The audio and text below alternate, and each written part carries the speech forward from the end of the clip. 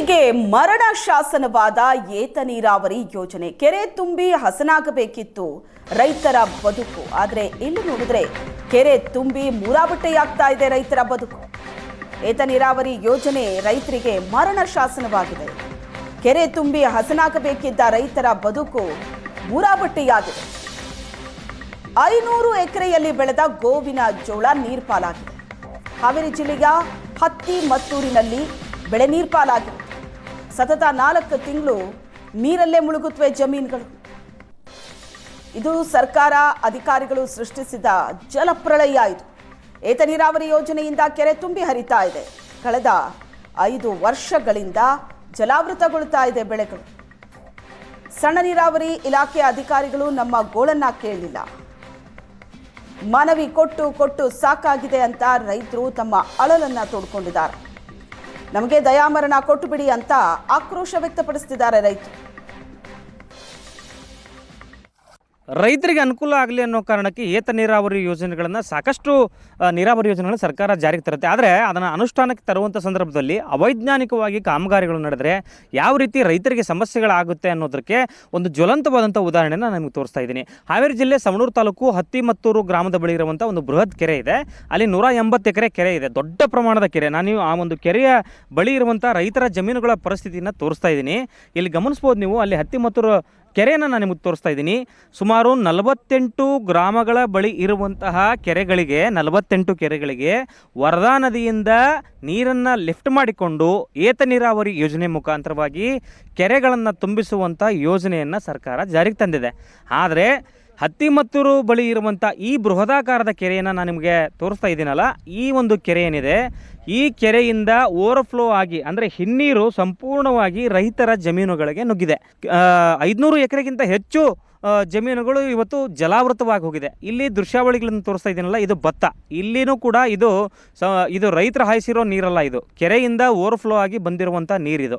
ಅಂದರೆ ಕರೆಕ್ಟಾಗಿ ರೈತರ ಒಪಿನಿಯನ್ ತಗೊಂಡು ಅವತ್ತಿನ ಸಂದರ್ಭದಲ್ಲಿ ಯೋಜನೆಯನ್ನು ಅನುಷ್ಠಾನ ಮಾಡುವಂಥ ಸಂದರ್ಭದಲ್ಲಿ ಅಧಿಕಾರಿಗಳು, ಸಣ್ಣ ನೀರಾವರಿ ಇಲಾಖೆಯ ಅಧಿಕಾರಿಗಳು ಕರೆಕ್ಟಾಗಿ ಮಾಡಿದರೆ ಇವತ್ತು ರೈತರಿಗೆ ಈ ಸಮಸ್ಯೆ ಆಗ್ತಾ ಇರಲಿಲ್ಲ.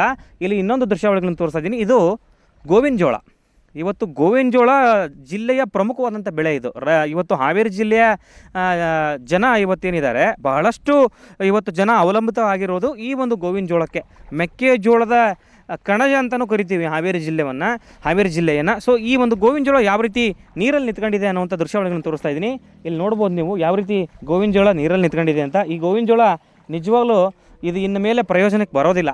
ಏನು ಪ್ರತಿ ವರ್ಷ ಇದೇನಾ ಇದು? 4 ವರ್ಷದಿಂದ ಸತತವಾಗಿ 4 ವರ್ಷದಿಂದ ಹಿಂಗಾಗತ್ತೆ ಸರ್. ಇದು ನೀರು 4 ವರ್ಷದಿಂದ ಹಿಂಗಾಗತ್ತೆ ಸರ್. ಅಧಿಕಾರಿಗಳು ಹೇಳಿದ್ರೆ ಬರ್ತಾರ್ರಿ, ನೋಡ್ತಾರ್ರಿ, ಹೋಗ್ತಾರ್ರಿ. ಮತ್ತೆ ಇದಕ್ಕೆ ಏನು ಹೇಳಲ್ರಿ. ಇಂಜಿನಿಯರಿಗೆ ಫೋನ್ ಹಚ್ಚಿದ್ರೆ ಫೋನ್ ಕಟ್ ಮಾಡ್ತಾರ್ರಿ. ನೀರು ಬಂದ್ ಮಾಡಂದ್ರೆ ಇವತ್ತು ಹಗಲಿ ಬಂದ್ ಮಾಡ್ತಾರ್ರಿ, ಹಗಲಿದ ರಾತ್ರಿ ಪೂರ ಬಿಡ್ತಾರ್ರಿ ನೀರು. ಸೊ ಕೆರೆ ಓವರ್ಫ್ಲೋ ಆಗಿ ಇಲ್ಲಿ ನಿಮ್ಮ ನೀರು ಬಂದ್ಬಿಡುತ್ತೆ. ಹ್ಞೂ ಸರ್. ಅದು ಬ್ಯಾಸ್ಗಿ ಪೀಕ್ ಮಾಡಕ್ಕೆ ಬರಲ್ಲ ಸರ್. ಇದು 4 ತಿಂಗಳು ನಿಲ್ತದೆ ಸರ್ ನೀರು. ಸುಮಾರು 500ರಿಂದ 600 ಎಕರೆ ಆಗ್ತಾ ಇದೆ ಸರ್. ಈ ಥರ ಪ್ರತಿ 4 ವರ್ಷ ಆಯ್ತು ಸರ್ ಈ ಥರ ಆಗಾಕುಂತು. ಸರ್ಕಾರನೂ ನೋಡ್ತಾ ಇಲ್ಲ ನಮ್ಮನ್ನ, ಇಲ್ಲಿ ಯಾವ ಅಧಿಕಾರನೂ ಬರ್ತಾ ಇಲ್ಲ. ಔಷಧಿ ಕೀಟನಾಶಕ ತೊಗೊಂಡು ಸಹಾಯದ ಒಂದೇ ಓದಿದೆ. ನಮ್ಗೆ ದಯಾಮರಣ ಕೊಡಿಸ್ಬಿಡ್ಲಿ, ಇಲ್ಲ ಪರಿಹಾರ ಕೊಡಲಿ, ಇಲ್ಲ ಗೋರ್ಮೆಂಟೇ ಇದನ್ನು ತೊಗೊಂಬಿಡ್ಲಿ ನಮ್ಮ ಜಮೀನ. ಇಂಜಿನಿಯರ್ ಸರ ನಾವು ಹೋದ್ರೆ ನೀರು ಬಿಡಾರ ಅಂತಾರ್ರಿ. ನೀವು ಕೇಳಿದ್ರೆ ಮ್ಯಾಗ ಅಧಿಕಾರ ಹೋಗಂತಾರ. ತಹಸೀಲ್ದಾರ್ ಕೇಳಿದ್ರೆ ನಮ್ಗೆ ಮುಂದೆ ಕೇಳ್ರಿ ನೀವು ಅಂತಾರೆ ಸರ್.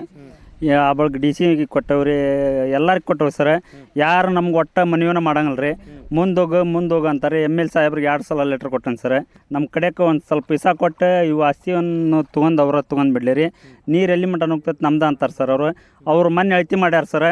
ಅವ್ರು ಬಣ್ಣ ಹಾಕಿದ್ದಾರೆ ಇಂಜಿನಿಯರ್ ಸಾಹೇಬರು.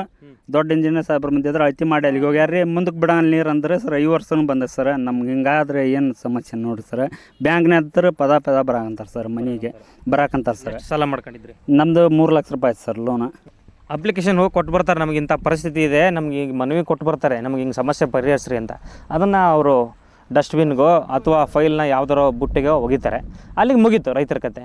ನಾನು ಹೇಳೋದು, ಸರ್ಕಾರಗಳು ಇವತ್ತು ರೈತರು ಬೆಳೆದ ಅನ್ನನೇ ಅಲ್ವ ಊಟ ಮಾಡೋದು. ನಾಳೆ ರೈತನೇ ಇಲ್ಲ ಅಂತೇಳಿದರೆ ಇನ್ನೇನು ಕಲ್ಲು ತಿಂತೀರ ಹೊಟ್ಟೆಗೆ? ಅಥವಾ ದುಡ್ಡು ಮಾಡಿ ಇಟ್ಟಿರ್ತಿರಲ್ಲ, ದುಡ್ಡು ತಿಂತೀರ? ದುಡ್ಡಿನ ಪೆಂಟೆ ಏನಾದ್ರು ತಿನ್ನೋಕ್ಕಾಗುತ್ತಾ? ಸೊ ರೈತರನ್ನ ಉಳಿಸಿಕೊಳ್ಳದಿದ್ದರೆ ನಿಮಗೂ ಉಳಿಗಾಲ ಇಲ್ಲ. ಸೊ ಇಂತಹ ಸಮಸ್ಯೆಗಳಿಗೆ ಶೀಘ್ರವಾಗಿ ಸರ್ಕಾರ ಸ್ಪಂದಿಸುವಂಥ ಅಗತ್ಯ ಇದೆ. ಕ್ಯಾಮ್ರಾ ಪರ್ಸನ್ ರಾಜೇಶ್ ಜೊತೆ ಪವನ್, ಏಷ್ಯಾನೆಟ್ ಸುವರ್ಣ ನ್ಯೂಸ್, ಹಾವೇರಿ.